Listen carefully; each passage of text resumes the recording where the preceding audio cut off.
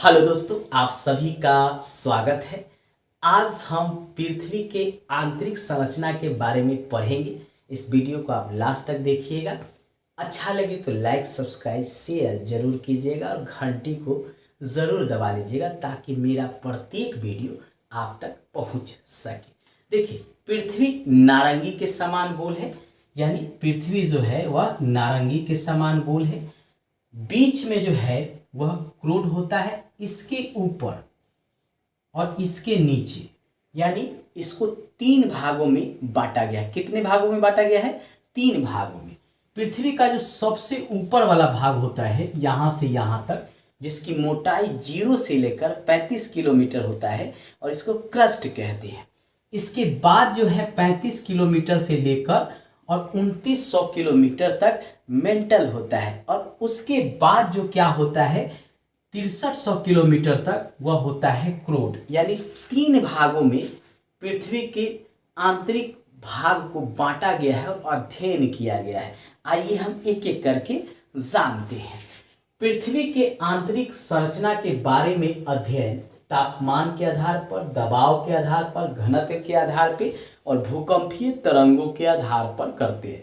यानी आंतरिक संरचना के बारे में जो अध्ययन किया जाता है वह तापमान के आधार पर, घनत्व के आधार पर, दबाव के आधार पर और भूकंपीय तरंगों के आधार पर किया जाता है। इसके आधार पर पृथ्वी के आंतरिक भागों को तीन भागों में बांटा गया है। कितने भागों में बांटा गया है? तीन भागों में बांटा गया है। सबसे ऊपर भू पर पट्टी होता है जिसको क्रस्ट कहते हैं इंग्लिश में। यानी ये जो ऊपर होता है पृथ्वी का, ये ऊपरी भाग है, इसको हम लोग क्रस्ट कहते हैं और जिसकी मोटाई 0 से लेकर 35 किलोमीटर तक होती है। नई एनसीईआरटी में 0 से लेकर 35 किलोमीटर दिया हुआ है।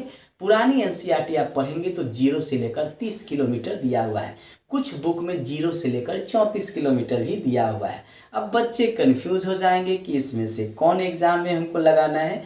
तो अगर आपको 34 या 35 किलोमीटर दिया है तो आप उसको लगा कर आइएगा एग्जाम में। ये क्रस्ट की मोटाई जो है वह कितनी होती है? तो 0 से लेकर 35 किलोमीटर होती है। उसके बाद यह किस चीज़ से बना होता है? तो बेसाल्ट चट्टान से बना होता है। और बेसाल्ट चट्टान इसमें जो बना होता है वह किस चीज़ से बना होता है? तो सिलिका और एल्युमिनियम से बना होता है। यानी क्रस्ट जो है सिलिका और एल्युमिनियम के मिलने से बना होता है।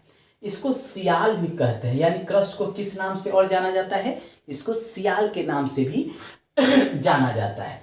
0.5% पृथ्वी के कुल आयतन को यह घेरता है। यानी पृथ्वी के कुल आयतन का 0.5% पर ही क्या है? क्रस्ट है। इसको आप याद रखिएगा। अब है इसमें तरंग कौन सा गुजरता है? तो प्राथमिक तरंग, जिसको पी तरंग के नाम से जाने जाते हैं, यह भूकंपीय तरंग होता है और जिसकी गति जो होती है 6.9 किलोमीटर प्रति सेकेंड होता है। एग्जाम में बार बार यह पूछा जाता है। एग्जाम में पूछता है कि क्रस्ट की मोटाई कितनी होती है, किस चट्टान से बना होता है, कौन कौन सा इसमें उपयोग होता है और किस नाम से जाना जाता है, कितना पृथ्वी का आयतन घेरता है और प्राथमिक तरंग जो गुजरता है उसकी गति क्या होती है। बार बार एग्जाम में यहाँ से पूछा जाता है। एक दो बार अगर आप इस वीडियो को देख लें तो आराम से एग्जाम में आप उत्तर दे सकते हैं। अब हम मेंटल के बारे में जानेंगे।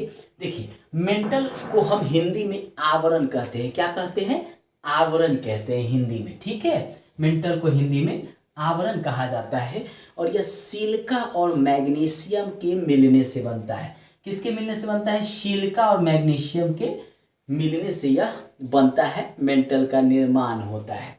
इसको सीमा भी कहा जाता है। मेंटल को क्या कहा जाता है? सीमा भी कहा जाता है। इसकी मोटाई कितनी है? तो 3500 किलोमीटर से लेकर 2900 किलोमीटर तक इसकी मोटाई होती है। यानी 35 किलोमीटर से लेकर 2900 किलोमीटर तक इसकी मोटाई होती है। पृथ्वी के कुल आयतन का 83% भाग को यह घेरता है। यानी सबसे अधिक भाग को यह घेरता है। भूकंप की गति यहाँ से जो गुजरती है पी तरंग यानी प्राथमिक तरंग, वह 7.9 किलोमीटर प्रति सेकेंड की गति से गुजरती है। एग्जाम में बार बार पूछता है कि मेंटल का निर्माण किन से होता है, तो सिलिका और मैग्नीशियम से। इसको किस नाम से जाना जाता है, तो सीमा। कितनी मोटाई होती है, तो 2900 किलोमीटर तक होती है। पृथ्वी के कुल आयतन का कितना घेरता है, तो 83% भाग को घेरता है। अगला है केंद्रीय भाग, इसको कोर कहते हैं। ये हम मेंटल पढ़ लिए। अब इसका केंद्रीय भाग, इसको कोर कहते हैं। इसकी मोटाई 2900 किलोमीटर से लेकर 6371 किलोमीटर तक होती है। अगर आप 6300 किलोमीटर भी याद रखेंगे तो काम चल जाएगा आपका। यह किससे बना होता है, तो यह निकेल और लोहा से बना होता है। निकेल और लोहा से यह बना होता है, जिसे नीफे परत के नाम से भी जानते हैं। एग्जाम में पूछता है किसे और किस नाम से जानते हैं, तो नीफे के नाम से भी जानते हैं। पृथ्वी के आयतन का मात्र 16% भाग ही घेरे हुआ है। कितना प्रतिशत, 16% भाग ही घेरे हुआ है। प्लास्टिक अवस्था में होता है अर्ध तरल। चावल का जो मार होता है, देखते हैं जिसको आप लोग पीते भी हैं, वो अर्ध तरल होता है। प्लास्टिक यानी इसको जब गलाइएगा तो क्या होगा, तरल पूर्णतः नहीं होगा, पानी के तरह नहीं होगा, चिपचिपा टाइप का होगा, उसको कहते हैं अर्ध तरल। यानी नीचे का जो भाग होता है वो प्लास्टिक अवस्था में होता है, यानी ये वाला जो भाग होता है वह प्लास्टिक अवस्था में होता है, यहाँ से यहाँ तक। अब आइए, यह पृथ्वी के अंदर सबसे अधिक कौन सा पदार्थ पाया जाता है, कौन सा तत्व पाया जाता है, उसके बारे में भी जानते हैं। भूपटल का निर्माण किन चीजों से होता है, आइए उसको भी जानते हैं। सबसे अधिक जो है ऑक्सीजन होता है। क्या होता है, ऑक्सीजन। यानी इसके भीतर जो है सबसे ज्यादा क्या होता है, ऑक्सीजन है। कितना प्रतिशत पर है, लगभग 46.6% पर है, मतलब 47% मान लीजिए। यानी पृथ्वी के अंदर सबसे ज्यादा ऑक्सीजन होता है। उसके बाद सिलिका होता है, 27.72% भाग पे सिलिका होता है। यानी ऑक्सीजन के बाद दूसरा सबसे अधिक पाया जाने वाला तत्व क्या है, वह है सिलिका।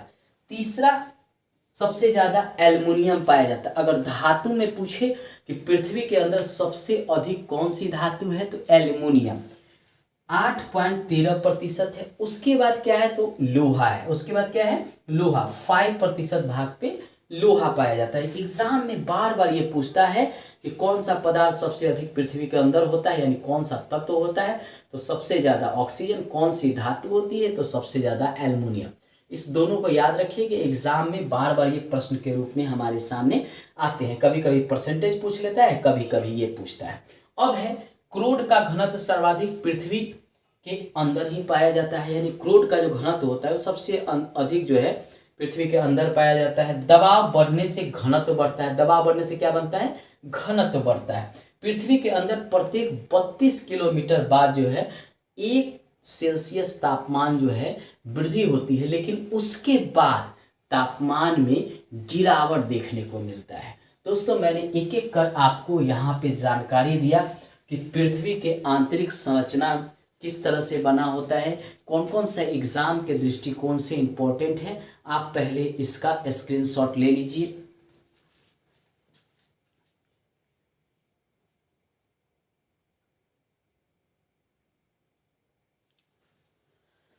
देखिए दोस्तों, अगर आप इसको 1 से 2 बार देखकर जाएंगे तो 100% एग्जाम में यहाँ से एक प्रश्न आते हैं, आपके जरूर सही होंगे। लास्ट में यही कहेंगे, सब्सक्राइब कर घंटी को जरूर दबा दीजिएगा। धन्यवाद, बाय बाय।